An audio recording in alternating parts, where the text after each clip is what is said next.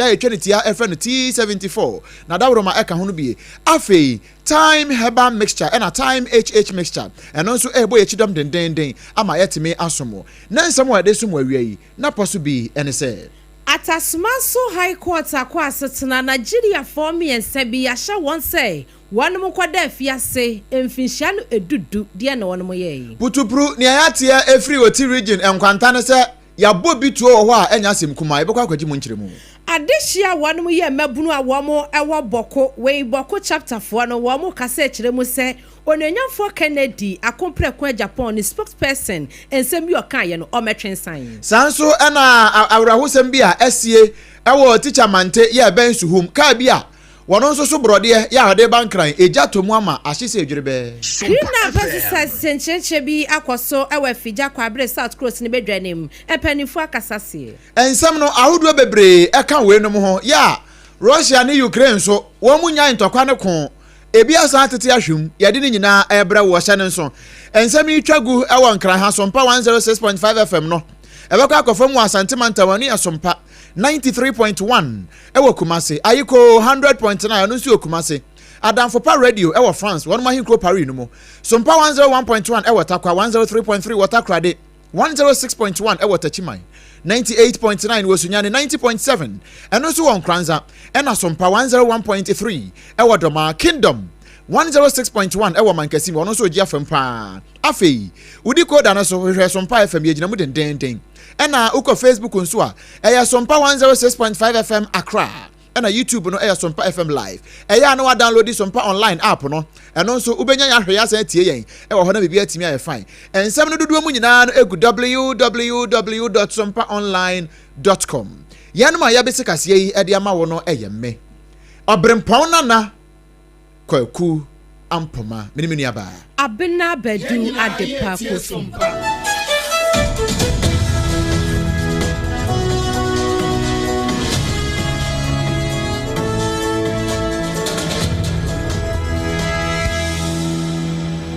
wa asante emantamu sabre ya menoka sei aposi adwumaku a wanemo ho wamo abo adwuma pa na ne nyina efa nansem ho na wanemu kiremu se asemasi a no benten ebe pake ne hyen anane card yesi kwanchen baabi ubekwa no na kwabrane na betiketiketi se awuso ani na wamo atebiri card yesi wamo timi to card ne nyina da ebi nso hwanemu a wamo etimi koboy bibi ti se master key ni yesi wamo dia babie wo card no wamo de sene na akwaya ade a akwaso enti no Ashanti Regional Police Command no wanom eka wamo etambo mu a wanom hyase se won be hwehwe sabio enkofo a won edi abonefosam ewo Kumase ene ne mpotemu na ebra wanom eti won gu montene so June bosome no ne da na etoso aduonu afiye mu no ena won nsa so emrante kwa bia miensam a wanom nyina eye Nigeria fo na won dini ena didi suei Francis Friday Linus Agwezie Russell Ikeze ene wanom emiensa enaja womo ensa so womu na June bosome ne da na etoso aduonu ye kire wonom no na wonom ade womo kwahye posi akache ehwe womo kakra toto womo no kakra na akwaye se wonom hyeda enya womo adwene se wom bagi atomu esa womo eta wiawi akase ewo santase ene ne mpotamo atasomaso ka ho na womo de womo kwagina mu ewo court atasomaso circuit court kwa asetena ananu July bosome ne da na etoso aduonu emienu wonom ekoye na emrante kwa miensanya wonom nyina aya Nigeria fuyi ye bisa wonom de womo jejina dakam emu mienu se womo de womo nifo na mom obaako a wono ne din ane Russell Ikeze no one year wagitumu ese wodifo entini atasomaso circuit court etumi edenentansa ebo ne se onko servo efiase ma efinhia no maako edu na kyese 10 years na wonom ade ne kwatwene mu no na aka mienu a womo de womo se womo enifo no mienu no ene Friday ena afei akwazie na wonom nso womo boboya no ade chinye July 23rd no ɛna Atasomatu Circuit Court 3 ɛsan so ɛkɔ asetena de sankofoɔ mienu yi ɛkɔ gyina mu ɛne wɔn my lord guilty nor guilty wɔn mu bobo mu a na kyerɛ sɛ abuabɔ wɔnom ebubɔ wɔn mu a deɛ kɔɔto ɛhyɛ yɛ ne sɛ mfinhyia pɔrepɔre ɛnwɔtwe wɔnom ɛnkɔda fiase na wɔnom ntwa nanso sɛdeɛ wɔnom akyerɛ mu sɛ kɔɔto ɛsan so kɔ asetena biom na ɛno no ɛyɛ Circuit Court 1 no ɛkɔ asetena bio no saa nkɔfoɔ mmienu a wɔn mu akyerɛ yɛde wɔn kɔ gyina Circuit Court ɛyɛ Court 3 no ɛyɛ 23rd July no wɔnom san so hwɛ mu a na Court 1 ne sɛ wɔma wɔnom finhyia no aduonu ɛno broni ɛbɛka sɛ concurrently enti ne san finhyia aduonu no ɛba bɛkanse wɔn finhyia ɛnwɔtwe a ɛyɛ Circuit Court 3 no ɛde ma wɔnom no enti na sɛ no concurrently di a ɛne wɔn mmienu finhyia aduonu wɔn kɔtwa 10 na kyɛ sɛ ɔbaako no a wɔno ne deɛ no edi kan kɔɔyɛ a Circuit Court Atasoma so deɛ no ɛma no 10 years no ɔno ne deɛ ɛda standby a wɔtwa no dada enti mmienu yi no ɔma bɛnya 20 ɛde aka ho yi a wɔn akɔnya 10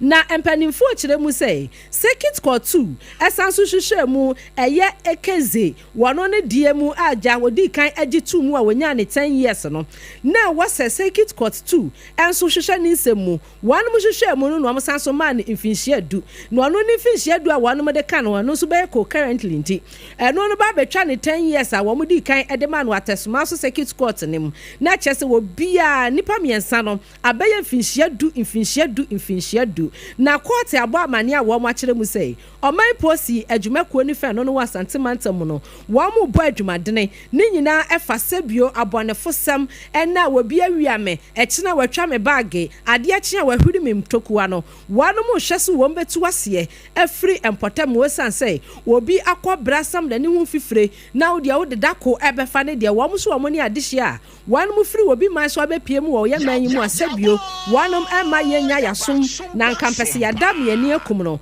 wo mu disipe wo mu di betwa sebra me no kasei emrante kwa miesa Nigeria mrante no emfinhia edu wanom ekosom aban yetoa ensem ne so ye firi ho ne de ani ache mu ewo otimantam mu na putupuru ni ayate e de firi otimantam mu ukopie mu Nkwanta South municipality no mu a kroba ko a ye fere ho se adome ni ayate no se maame bi wo na afuo mu a wo tu ne bayire wanka bi nhemu nipa bi firi baabi aba bebo ni to akunu ya ne sa ahunti yankwa ahoma na so de ne na king enkobo nana ma hai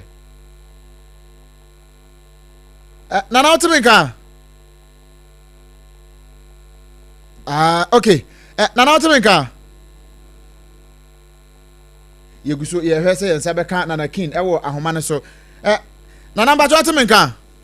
Obrempo patro me tonka mo emuye na eya no kura sa se maami wo na afuo mu a wo tu ne bayere ena nipa bi akoku no e wo na afuo mu ho Obrempo patro quick one no ye papa baako etse onya maami o ye papa baako ne etie ni se obepio mu e wo odomi ne ne mpatamu ofa kwadwuma na dodo no a eye e wa hanu na nansan mentimi ho ase a e ma ne hunu super wa Nkwanta esan so obi santimi enkwa efomu nti akoba ne sara na aduane ho asama ye din enti ndura owre ye na dwen se okọ na akọkọpe aduane e de abra ne yere ne emofra no e wo fie na e wo na efomu no e na obi ababeto ahye no so a owra no ye dikan ebru no ebubo no abo ne endua ansa na ye di tuo ese no so e na mo ye de no omo etu abuba no enti wo hwe ba bia ebubo no kan na ne buso e na omo tu no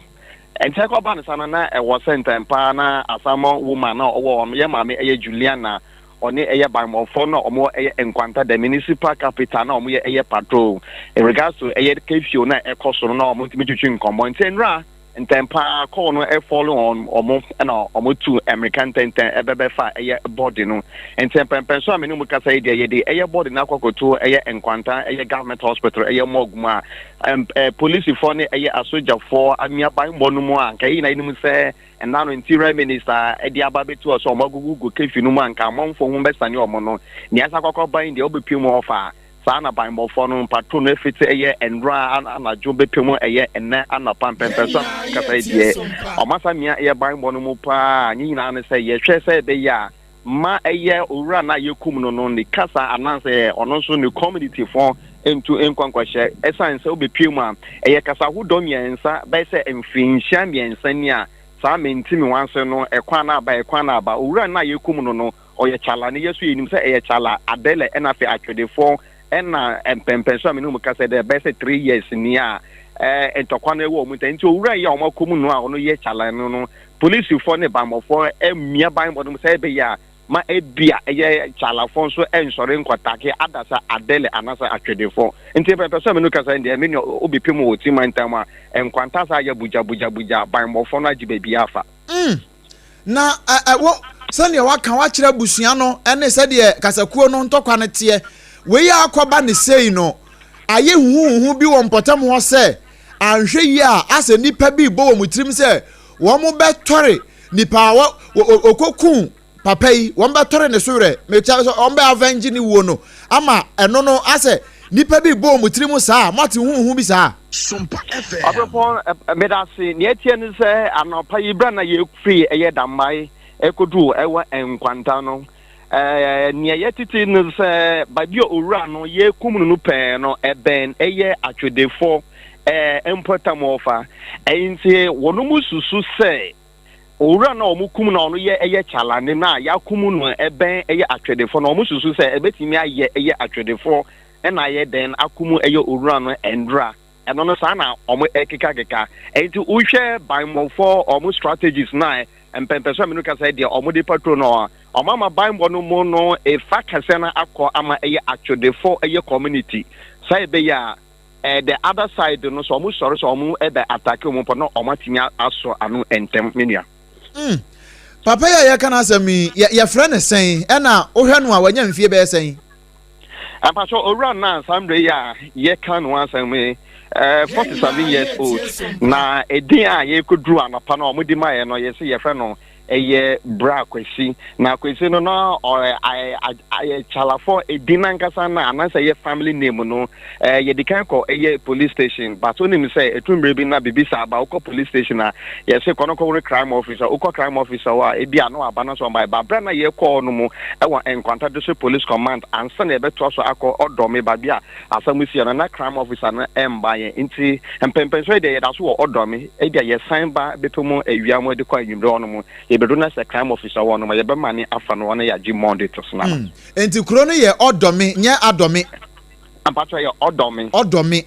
yes okay nana kin for ne di akire ne be si bia ya no ato amane ye why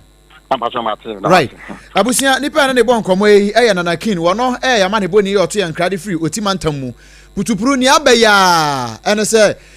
yakwaji mu nkyiremu kama e de ama wona akwaya awre ho sempa ewo eho ya akoye se bambofo no na atake over ya womo ede ni aka nyina nso eto asa ne be ya ede asomdwie ebeba empotem ho na bibia etimi aye fine na awrahosem ya so na ye gina ena ahomachi ya nso ne atie ne se track bi a wo free suhum ba wo bedru teacher mante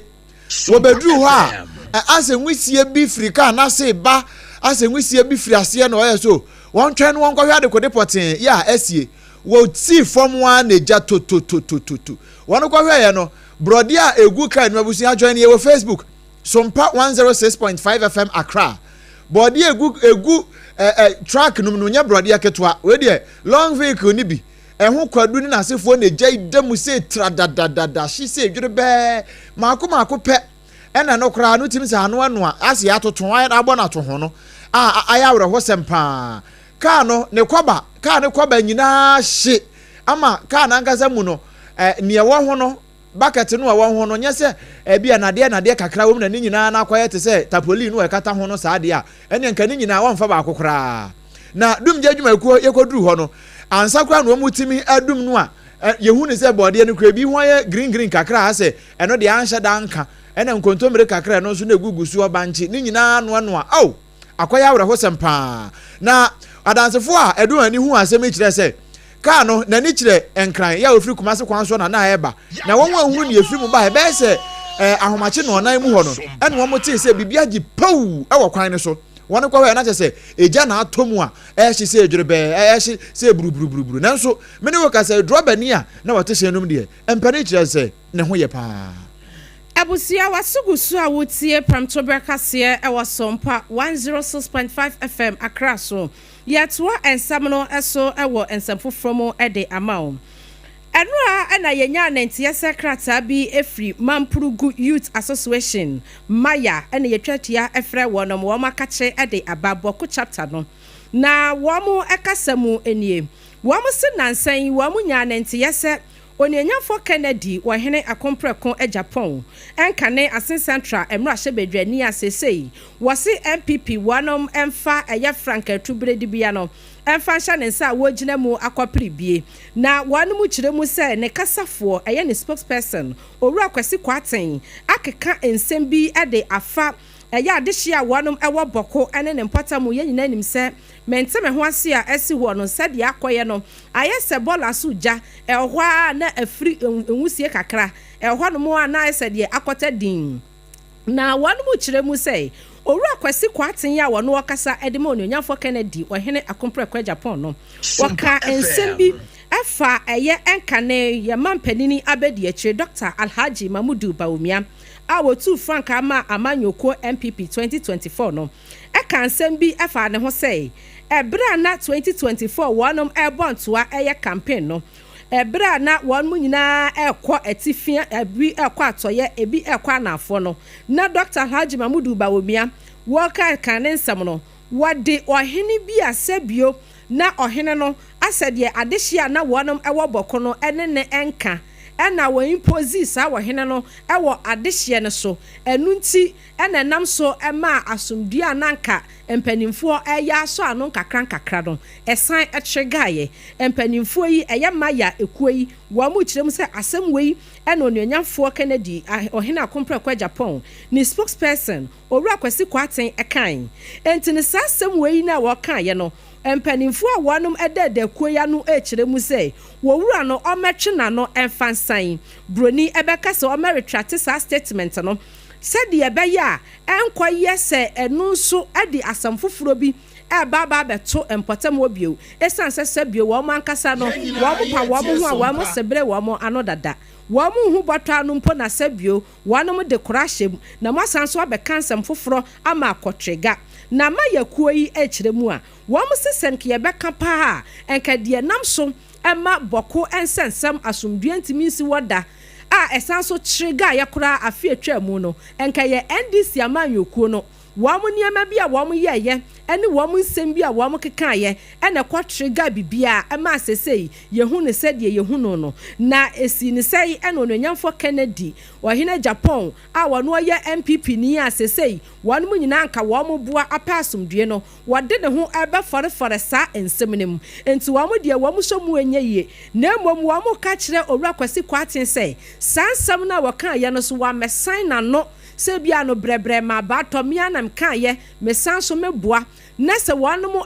ma ne na kakra wo ma ante hwedi a ene ekuo ni se wonom so ebehye wo ama sebio de wo pese wo ye no wo ebeye anya sanso a wo so betumi asi mpanimfo no se de ebeye ba bi kura wo hu ye se Dr. Alhaji Mamudu Bawumia na di ohini a wo ne nka ebe atu wo so ena nam so ma etrega ye no wo aba be ye no na wo se wo toto sere amanyofo se wo sere wo adankotodegu fam ensa dansayem bokon sensem no se wo anyai no amanyosem dia debi ebehuru se ya anwoda anyo danso a Ghana na ene wo moboa asai no enti no ekoyi a wo ye Mampurugu Youth Association mayafoyi boko chapter wanom krata wo mo de baye opani anensa ehase eye Owura Abdul Majid Bugra wono oye secretary ena Owura Seidu Awudu enso ye president edema boko chapter ena wonom nsa ehye krata yi ase ye de ani kiremu ewo ensamfoforo mu na enrada ena Ghana mampani His Excellency John Dramani Mahama opa adwumadie bi ho entoma ni nyina ye se National Sanitation Day ya na no no anabenso mpo ena wode baaye no esan te koda ye kora ya na ye hunu ho ka bio ena wasan abo ho dawuro bio awre lunch ye na lunch na se no ena wo ka se he ade bi kwaso ewo maayi mu se obeduru baabi ose na no ohwa na ohun se Greater Accra Regional Minister wono ena afa nkrofo adi nachi ena Ramsar site wo mu ko bubu nkrofo dan na wose na wonim se sa area ho wo mo hye assembly bi ase we nka assembly for adwuma na eso wo mo koye e na regional minister mom e na free regional coordinating council e koye DC ya na MC adwuma e de man nti on de wo ka e de akire the MMDCs ni nyina se wo mpotamo ahunedie ho nsem ankoyie wo mpotamo na obehwe ama manfo asisi dan masa ensuo na momu kura no mu si dan de asi no wono mampani obema onkrata no apam wo firi akonya no so eno achi no obesa de wagina mra na no se wahwe din se amanfo enfo man ne nwa wode nsem wanyina tudwa no na sompa FM yenso yakọ ne gina mu den da na ya chiri bi egu ahoma so sei. So recently when I saw a regional minister, and she did very well, Linda, going to a Ramsar site to go and demolish buildings and stop people from building. The question I ask myself is, isn't there a district assembly in that area? It should have been the DCE, his planning officer, and all of them who should be there because you live with the people in the district. And the filling of the Ramsar site was not a one-day event. You could see that it had been going on. And the worst case is that some of the people had building permits to do what they were doing. I mean, a DCE like that should be sacked immediately. But I know it didn't start with the DCE there. It had started in the previous government. But I'm drawing your attention to it so that tomorrow when you get a sack letter from me, you will know why you received the letter. Ochina, si eyiwadi, yama okrata se yadwuma no, yaje afiri wonsam. Kona kwatena ba bia ubehunu ne entia wo wie kura no no ase ukopiem woni ngo prampram ho a lagun bi ho wonkoti a wase yama obi permit se lagun ne fa wonkata ho na wonsi fence wo I mean how we enyo man Ghana mu han fa ne besie here Ningo Pram. That one was not even a Ramsar site. A whole lagoon and permit had been given to somebody to fill part of the lagoon to build, they say, a fence wall. I mean, it's unacceptable. And these are the things I want our MMDCs and regional ministers to open your eyes to. The thing about these lagoons and Ramsar site, you see them and say, oh, they serve a useful purpose. It is because we have taken over those wetlands and those Ramsar sites that flooding has become worse in Accra. Because the rains in Accra come from the Kwapim Mountains. And there are a lot of streams coming down and going towards the sea. And before they enter the sea, they enter a wetland. And the wetland accommodates the water and discharges it into the sea. So can you imagine what happens if you fill that wetland and build on it? I hoya mreka kra jiji nsuo no na se wo wasidan de asi ho a ede empa ene beba afei sahunidie nsem be koso nti ene ni abere a wo ka sei Ghana mampane His Excellency John Dramani Mahama ne nsem no na enra wakasa wie ye na hoden mu ana na sede na wonom etete gotamu no ebi kwoso ewo afija kwabre south cross ni bedwa ni mu asante mantamu sanse empanimfo yi yese bosumi bia ye beseme na memene de edi kan ye fa mprapra montentiti gotamu enua e banchire bakwam ye twetwa ni nyina da na nkwabu antoka bia so no upiemu wa afija kwabre south wa wanum cross ni bedwa no panimfo di wanem ema wanum edi nsiesie mapa ehehye so na mensini abanwura ba wono owo mpotam ho eyo onyanfo Patricia Pearl Ankra wono na di na de hye nim sanse yese opanini anko a na so de hye anko a aya na akwadwa nti ene maami wo hye ne Wellington bootu eje ne reflector ka ho wo wie ye wo hye na chechedi eche ibie edigusu na anya asem ketwa na sadia na yama ne boni ebinizo wusu wansanso tua wonpa na wonu kwa womu ba na womu prapraye prapra montene tete gotamu wie ye no ena MCE abanyewura ba wono owo afija kwabre South Cross ni bedwanim Mama Patricia Pearl Ankra ekasai eno osesem ahu afrancho na dwumade ni koso no wose wei yabaya ha fefefe ye kwei mu bese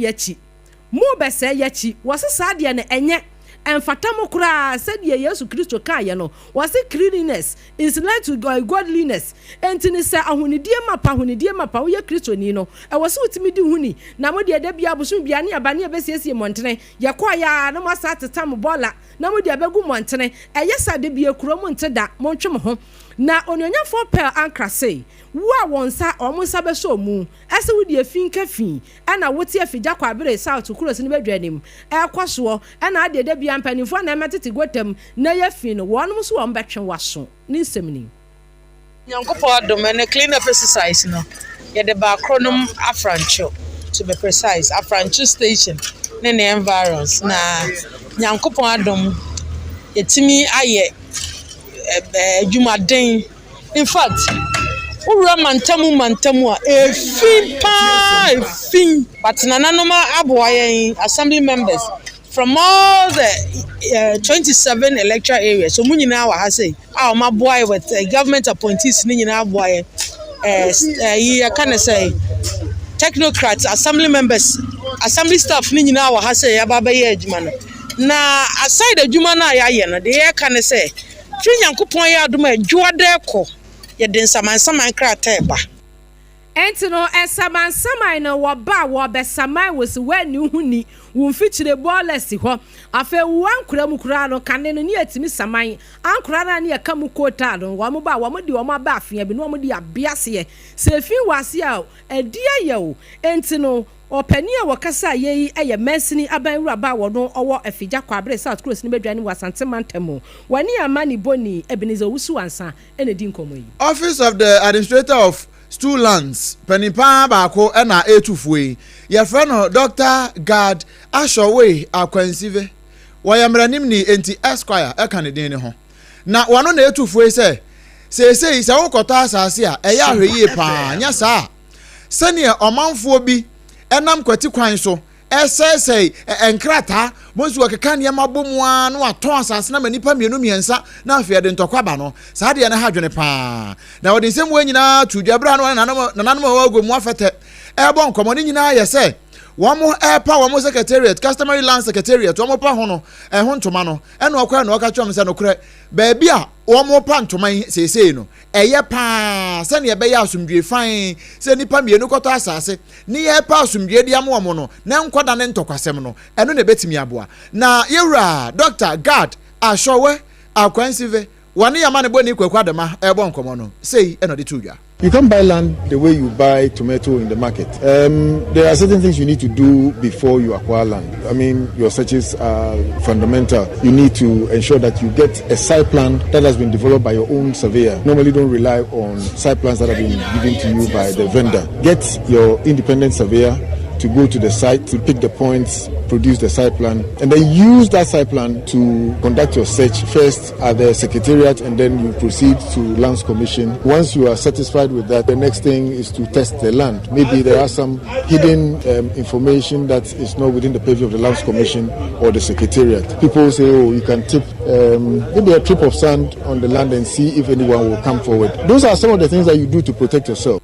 Enti odi auto wie sa na so pese ya sure na wonti bi kura nkeka ne mambomu a odi asase ayi no anwia trip baako na nka de akogu ho no ahwe obi ba obi ama na de mienu na de ko na de abo na de ko kakrakra na wusi we ya traditional strategy no atimi de abo asase ne ho ban kama anya sa de a danto asene man we aya Dr. Gad Ashowe akwansive Esquire na we ye pe ena wahempopro ya wogomu afete na abo ata ya otoso mienu wono so de kakraka ho sei Customary Lands Secretariat Aba Bunibeka there, it has come to stay. Na Obobwa na yen sase sema sebi onku yi obi akoto asase double six ina no nkika ho asase na bi anya na nanu woto han na problem aba ho nkata sema onku yi officer ye bu efufui bobwa ma sebi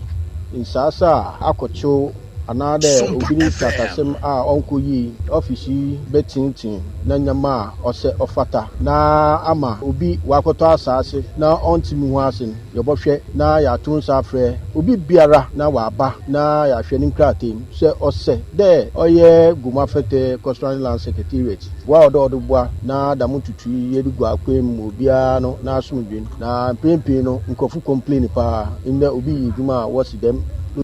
abusia eni ati ye aya ohempopro ya wo gomu afete na nanma trankonyansa asese wo na abo ata eni ati ninkan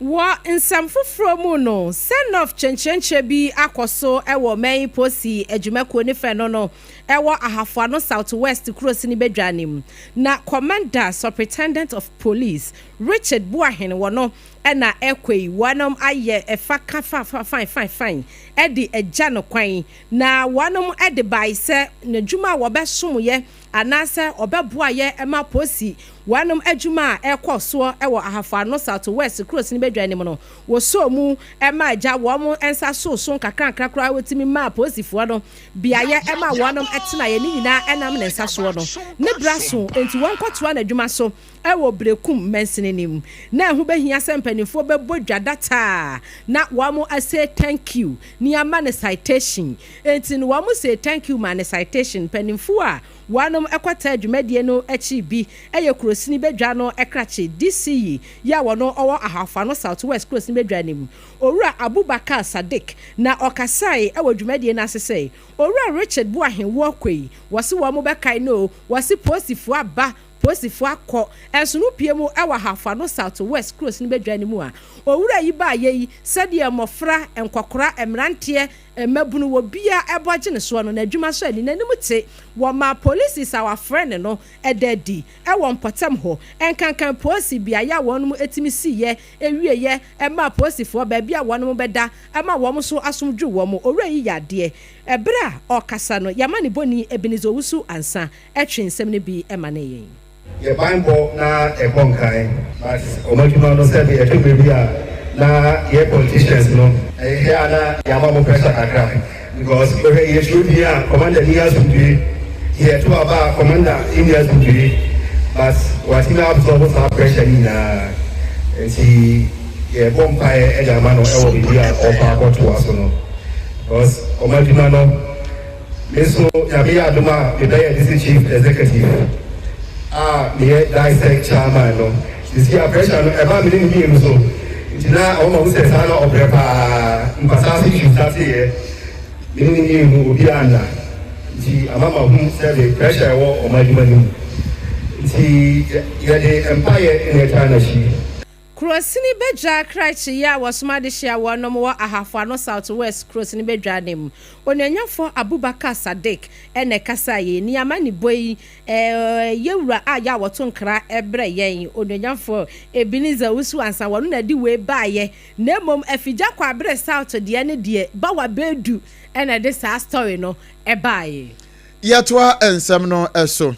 Traders Advocacy Ghana Group anase weni ye Traders Advocacy Group Ghana a yetwa ne tia frɛ no tag wɔn president David Amoaten wɔn na ɛkasa yɛ wɔka kyerɛ aban sɛ bɛyɛ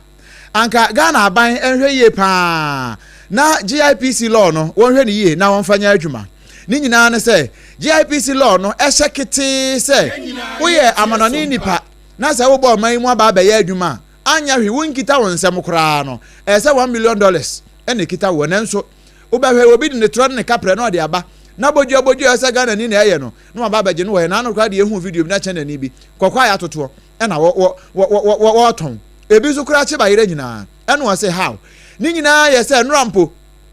gutafo ese wo bepie mu wo sekre ne mpata mu agwa ba nyina China fo ya agi aboso na gutafo so mo mpre ama na no kura mpo no nra wote amane bo no se ye na na poncheku ese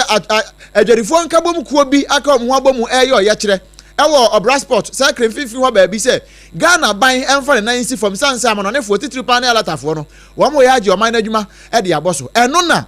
David Amoaten na no atumi no chese aban no won fa mra na nya adwuma na emom wo aka nyina no so no wo ka de akire adwerifo se no kure sa amononefo na na so bi mansofo ne bo o man Ghana mu a eya yanyi won fɛw so si agi wo mu wie saa no a na ya hwɛ sɛ niema a wo mo yɛ no enyina da na kwa mu kama sansa so wo mo nka ho a wo ma kwa sɛ kokorobɔtie no wo mo nka ho ya na obɔpɔ no wanyɛ yie na emom ɛno nkyerɛ sɛ ɛsɛ yɛ pampan wɔn niema bi no wo mo yɛ na enko yi a yɛn sɛ kyerɛ yɛsɛ na yɛnka na mpanifo mfa mmara na nya adwuma na emom si yɛ bɛtwe wɔn so da awerɛ ne yɛ pampan wɔn na yɛ tututu binom store mu na yɛ hyɛ bi ania yɛ ade no de ɛno de David Amoaten kyerɛ sɛ ɛnyɛ koraa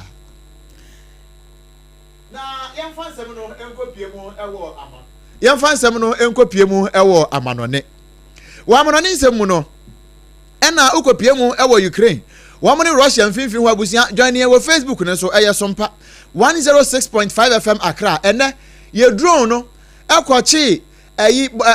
etuo ɛne akodeɛ bebree na emom ne edi mu akoten paa no ɛyɛ drones no a yɛde so ma bomb no ɛno bi na we no yɛ nea efiri Russia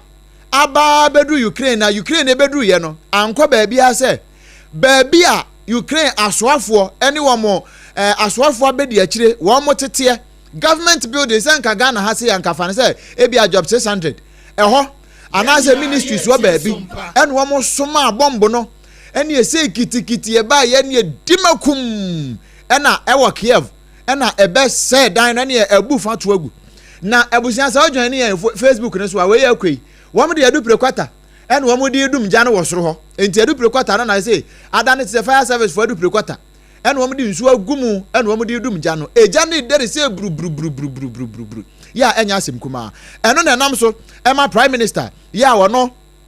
ewo Ukraine wo no e kire mu say Yulia Sviridenko wo no de atodwa no wo kire say no kure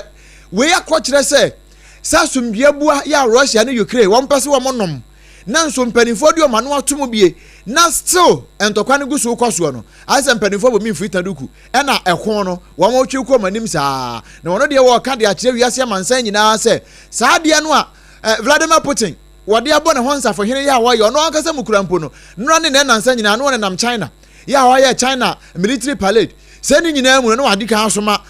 drones no e de bomb ne kokora de deda ama de akofa wure hosempa e de ba me ne wo ka sei won kire say won mo de mako sa 56 drones and akọ ye emu 37 and akọ hite ya akoya asempa we nyina no ya asem a won mo ka de atia wiase mansan nyina se won fo ma no ntumbi na ade a Russia fo eye Ukraine fo no ebokuro pa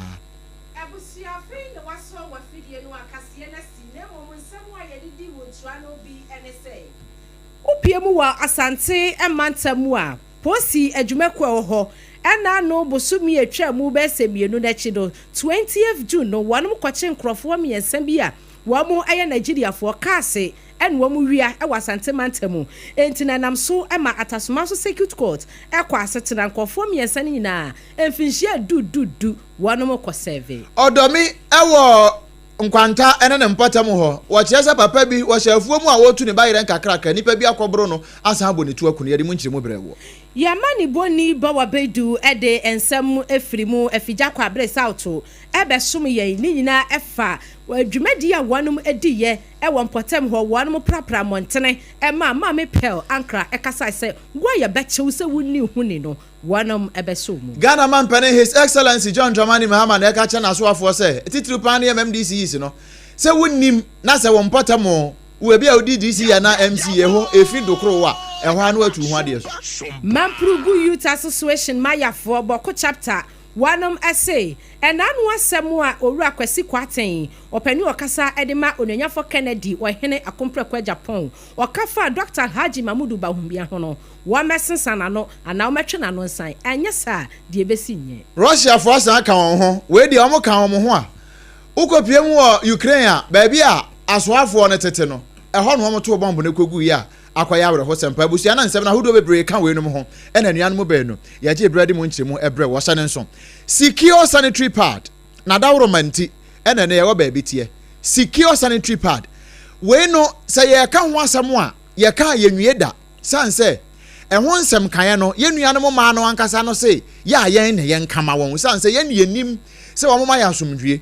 unim ne entia se waba wodu ne nyinta so na wabu ne nsa na wote yaw pa wo mu wanhwe ye na akwakasa ne ho amedika kasa semwe wanhwe obetu chiki ama nanso ne ebetimi aboa pa ne se wobu ne nsa na wode secure sanitary pad na ebu ne nsa no ana wode eye ne ho yie no eno boa no ema eno no moja sufi no a eba ne nyina ya enka na taade mu afa ne etoso mienu ye de pel cotton no ade afam na ye sa adwuma no ene ye de mint afam fifi ho eno nti ebo ayese poho ebo maaye no mu saa na ne nyina ya fine ekoyie pa eno nti esiesie won ema rushes ngu won ema yaw bi e ya na bre wom saa no eboa won ekorakora saa yaw no e de free mu me pa cho shops ahodo nyina mu kwa also secure sanitary pad kuma senso mama excellent cosmetics akache eno wato ne baako ne dodo mu je number C 0243 862158 0243 862158 awadum PZ na fe kwada so estate taxi station ho no a honso waje ho tachire me na ewo ho me pa cho tie 20 na 74 no bia na wunya hu ye wunya nteye kopa bi to sisi a na mbekira wade bi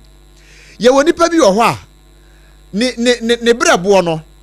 emu aye se tum wanya yade wo brabo ma na sa abo mu me pa cho ubehia 20 na 74 eno a ohuru mojam nti fin bi e wo mojanum no eyi firi ho na ho atimi ato eno achi no wa na asetatai pa wani mu ahonhon wo de anka wonya boxer nanso empen wanhwe wo nanso wani mu ahonhon wo hia 20 na 74 eye moja emu na abafin na yiri nyina e de afiri ho me pa cho bia wo de no eye hepatitis B and C ni bi kɔpɛ 20 na 74 na abɛdi me ho adanseɛ paa wakɔte HIV wɔ ho oh kafra kɔpɛ 20 na 74 na wo deɛ fa no wo deɛ nonom ne saa kakra saa na afei kɔyɛ check up na hwɛ adeɛ wobɛhunu sɛ nneɛma nyinaa ɛkɔ yie T74 yɛde DHC ɛne yɛde afra ya FDA nso ahwehwɛ ma hunu sɛ mpa wonom T74 no a ɛyɛ number 1 immune booster ya ɛboa wo ama bibia ɛtumi akɔ yie paa ɛde ama wo ɛnyɛ na ɛwɔ pharmacy ɛne herbal shops nyinaa mu wo a wopɛ dodo atu atɔn no ɔkanhyi druglin ɛnkran ha ya afei Kumasi Ashtown Kolinak Herbal wɔno nso gyina mu a wɔgye ne dodo mu ɛde ama amanfoɔ no bibia nso atumi ayɛ fine ne mmom hyɛ no nso nyamo apemfo ba ma akoda nifo na akoda wonya mfinhia tu bi no bi aka bia ebetimi anom bibia na wo penkyire mu bi 0246 073 498 and 0501 628 931 na fe onempani abonkomo malaria na ache wo aduane si wo ntimi ntibi ni waposo eta twetwon utimu se onya adwumaden bia nanso waposo twetwon pa mo uhia time herbal mixture pebito sesia na emwa time herbal mixture yemre iso de ni eku malaria etu malaria se a ekwa emabio no eye time herbal mixture beso aso aboa amoa tibia di afei ojo nso a wote ya wo mu empamu niema nkoyie oba wahemfie ho ne nsansan bi ya begugu ho kope time HH mixture ene ne capsules time HH mixture ene ne capsules ebeyi sa wa hawo nyina de afiri ho na afia aboa amoa sipia sita empamu niema nyina timi akoyie ede amawo time HH mixture eye papa hyane nso ema ne mema nyina aduru obi atimi num na emom nyema akoda wonya mfinhia dumienu ba o ma akoda no fuo ena ba nso a wafafuru mepacho KNG Herbal ena de nure ba ye wase se wo pebi atu aton a gi number si 0244 417 669 0244 417 669 Hajia special local food sadawroma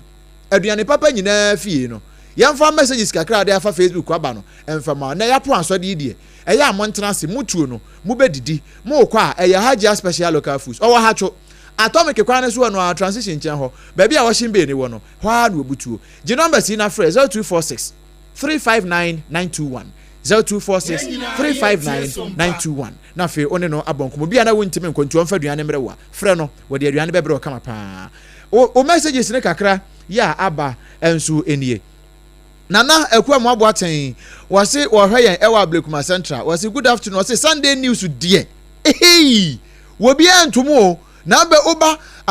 danso ma so dan ho a oh ekoyie manfo abiem na in fact SOMPA de eye akatua papa na wo sere e de ma adwumayefo nyina Komensa Pillar 2 was a happy Sunday nkoma Ghana fo nyina titiriu ene Hajia Safia Mohammed was what dey see ena baba Mahama say mehwe kase boy free oboase enchi akase nkoma otia kenten oboase East NPP constituency chairman ne dia wode aba eno no KK Edifrika so American Town Kenke House aka give Baumia another chance. Was a fantastic news presentation by all standards. Kudos to you and afina na henkan ya wakade no so de ya wode ebaye enso eno no sanso ena piaga o se aka na mpe is still possible. Hey Ghana for nya wo Rahim Rankin says SOMPA midday news obake means akwa. Hey ya 70 view Ghana for yo sanso ena happy birthday Shonko enkoma Madam Aren Ejei na yɛde ne to Facebook ne so seseya ɛyɛ happy birthday Madam Aren Ejei ene da Facebook ne so no ne simu gire efe ne kunu dɔfo na ɛkasa yi Madam Aren Ejei ɛyɛ kyerɛkyerɛ ni na ɛkyɛ se wɔ yɛ teacher ni ɛwɔ Ginyase MA Primary School ɛno no ɛwɔ Atonsu Kumase Madam Aren Ejei ɛyɛ teacher ni ɛwɔ Ginyase MA Primary School yɛ ɛwɔ Atonsu Kumase ukunu dɔfo ASP Aidin akpon wase odododo nyankopon enhirawo na onyumfra dumu enkwa dumu wase wodase pi esa wo ye yerepa wo ye napa ema oma ene abusua ni nyina anti no wei efri ukunu ASP Aidin akpon ena ode birthday Shonko kwama ne wife wase may God bless her so much and ode aka ho nti Madam Aren Ejei ukunu se wo ma happy birthday. Yanumu a yaje bre ekenkan kase yi de ma wo no eyemme abrempon nana kwaku ampoma mini aba abena bedu adepa kofi yesi ya chia etiefo